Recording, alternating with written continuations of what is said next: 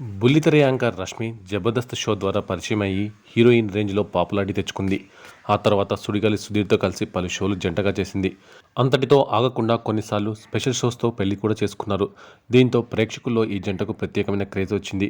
ఇక నిజ జీవితంలో ప్రేమించుకుంటున్నారని, పెళ్లి కూడా చేసుకుంటారని అనుకున్నారు. కానీ అలాంటిదేమీ లేదని వారు క్లారిటీ ఇవ్వడంతో అలాంటి రూమర్లకు చెక్ పడ్డాయి. అయితే రష్మి పలు సినిమాల్లోనూ నటించి అందరినీ మైమరిపించింది.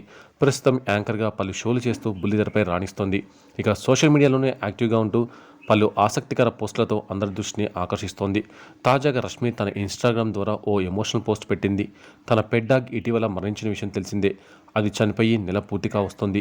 దీంతో రష్మి ఓ వీడియోని షేర్ చేస్తూ, ఇప్పుడు సరిగ్గా ఒక నెల నా సాసి యువరాణి నన్ను విడిచి వెళ్ళిపోయి. నేను నిన్ను చాలా మిస్ అవుతున్నాను. మార్చి 9వ తేదీ వెళ్ళిపోయావు, కానీ నా హృదయంలో ఎప్పటికీ నిలిచిపోతావు. నువ్వు నా వద్దకు తిరిగి వస్తావని నాకు తెలుసు. వీడ్కోలు శాశ్వతం కాదు. అప్పటి వరకు నాకు ఉన్నదన్న ఈ జ్ఞాపకాలు గతంలో కంటే విలువైనవి అని చెప్పింది.